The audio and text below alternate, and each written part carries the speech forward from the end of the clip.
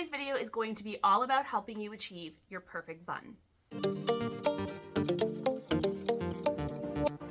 Specifically, what we're going to be talking about today is manipulating your hair once you get it into a bun to get it to look full and fluffy and not like a weird sausage on top of your head. I know that if you don't have a lot of hair, it can be hard to get your bun to look fluffy and pretty and not like this just weird thing sitting on top of your head. If you have a lot of hair, it kind of just all flows really well for you. And if you don't have a lot of hair, you're going to have to learn how to work it. I have done this video in the past, maybe a year or two ago, but I thought it was a good time to redo it because my hair is on the shorter side right now for what my hair can be, and it's on the thinner side as well. It's definitely thinner right now than it has been in the past, and that makes it harder to manipulate your hair. The less hair you have, the harder it is. So I thought it's a great time to do this video again and really show you guys what you can achieve if you learn how to manipulate your hair properly. One thing I would suggest before you start, if you really struggle with this and you're just struggling every single time, it's never working, even if you follow everything that I talk about in this video, add some texturizing product to your hair.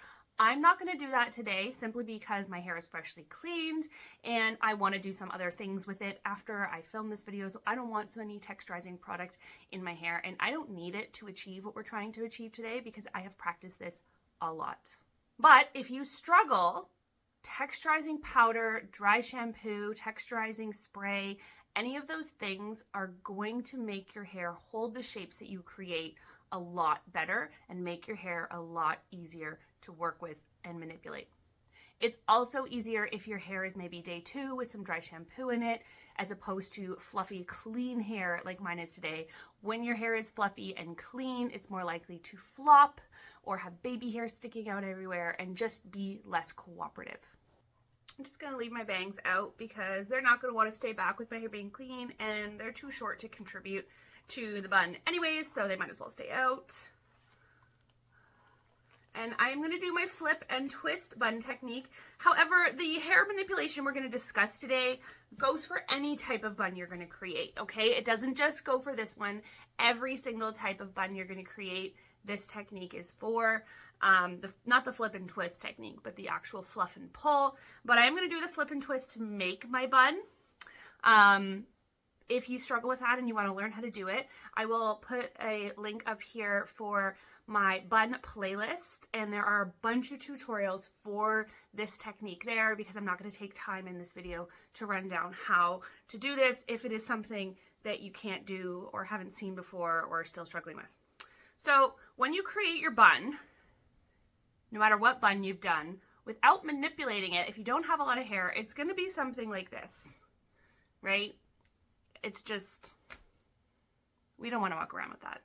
So what we have to do is fluff and pull the hair until it looks like something that we want it to look like, until it looks full and voluminous and like a lot more hair. So you want to make sure that you know what parts of the hair are doing what. And what I mean by that is this part is wrapped up nice and tight.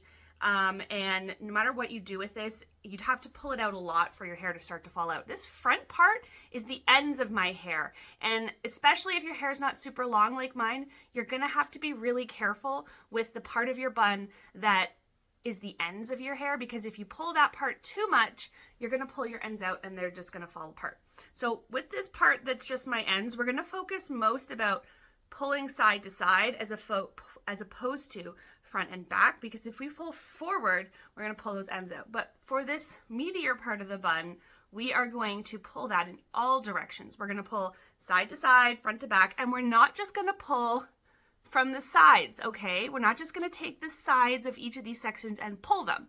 You want to grab different sections of the bun and pull, all right? Not just the sides. That's why you're not getting a nice rounded shape to your bun and you're just getting your little sausage. So we'll start to pull it apart. I do start on the ends, but then I go in further and I pull it apart again, and that's going to help to create different shapes. And then I'm going to pull these two sides and then maybe these two sides. And you don't have to follow this exact pattern. I don't follow any pattern. I'm going to go front to back now. I just do whatever I need to do to make it look how I want. You're just like sculpting it.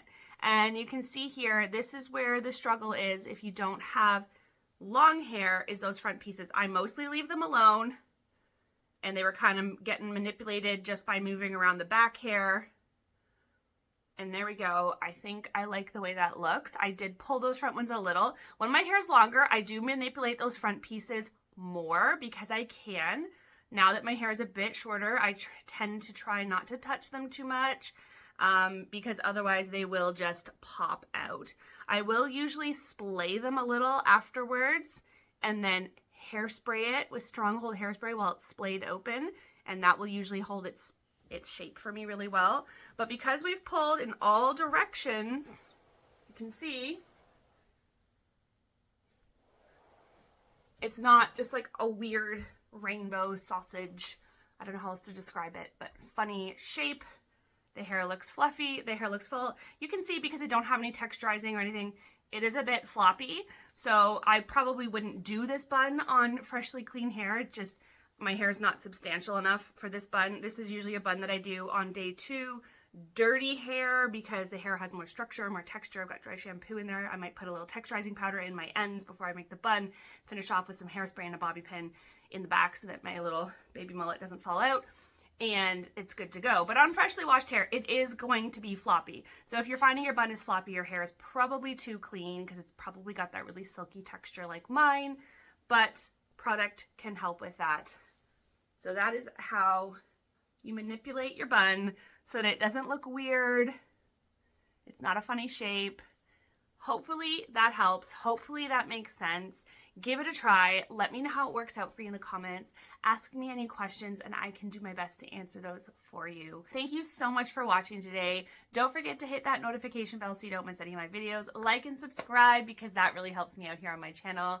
And I will see you next time.